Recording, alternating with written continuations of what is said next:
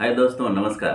तो आप देखिए जुडिशरी पे किस तरह से सवाल उठ रहे हैं और अब फिर से एनजेक के बारे में बातें शुरू हो गई हैं। नेशनल जुडिशियल अपॉइंटमेंट कमीशन जो था पहले, जिसको सुप्रीम कोर्ट ने उस एक्ट को जुडिशियल अपॉइंटमेंट की अकाउंटेबिलिटी फिक्स करने के लिए, जुडिशियल जो डिसीजंस हैं, जजेज हैं, उनकी अकाउंटेबिलिटी फिक्स करने के लिए, उनके अपॉइंटमेंट के लिए जो कमीशन बनाया गया था एनजेक, उसको सुप्रीम कोर्ट ने, आप जानते हैं, जस्टिस खेहर थे उस समय चीफ जस्टिस ऑफ इंडिया, 4-1 के अनुपात से इस बिल को जो है अनकॉन्स्टिट्यूशनल घोषित कर दिया गया था।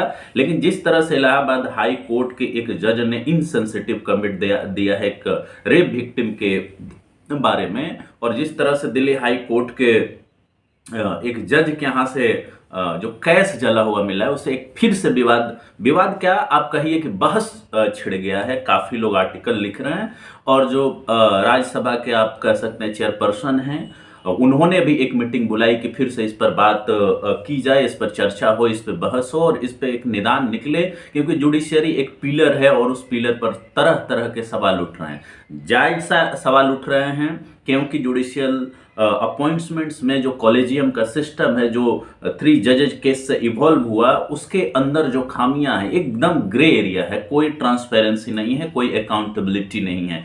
हालांकि जजेज के द्वारा इसको डिफेंड किया जाता है क्योंकि ये इंटरेस्ट है, और ये ऑन द रिकॉर्ड मैं बोल रहा हूं कि ये एस्टेब्लिश्ड रिसर्च है कि इस पूरे देश की जुडिशरी को 200 लोगों के परिवारों ने कब्जा कर रखा है और वहां जस्टिस नाम की कोई चीज नहीं है। राइट? जस्टिस कहने का मतलब संविधान में जो जस्टिस दिया गया, चाहे वो रिप्रेजेंटेशन का ही केवल सवाल नहीं है, ट्रांसपेरेंसी का सवाल है कि कैसे आप डिसीजन लेते हैं, कौन डिसीजन लेता है, कैसे कॉलेजियम काम करता है।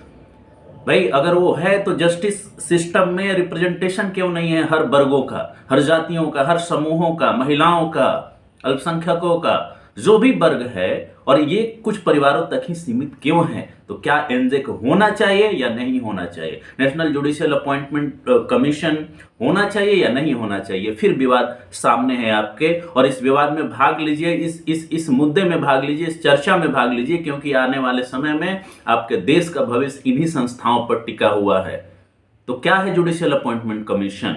इस बात को जानने के लिए हम डिटेल में जब वीडियो बनाएंगे, तो आप प्ले लिस्ट में जाकर के, जो संविधान का प्ले लिस्ट है उसमें जाइए, देखिए कि क्या है कॉलेजियम। आपको ये समझने की जरूरत है कि जजेस का अपॉइंटमेंट कैसे होते हैं, और वैसे लोग जिनके माँ बाप नहीं है वो कैसे उसमें नहीं जा पाते हैं। इसका सारा पॉलिटिक्स उसी कॉलेजियम सिस्टम के इवोल्यूशन में है। तो धन्यवाद दोस्तों, इस वीडियो को देखिए, भेजिए, लोगों से शेयर कीजिए। Thank you so much.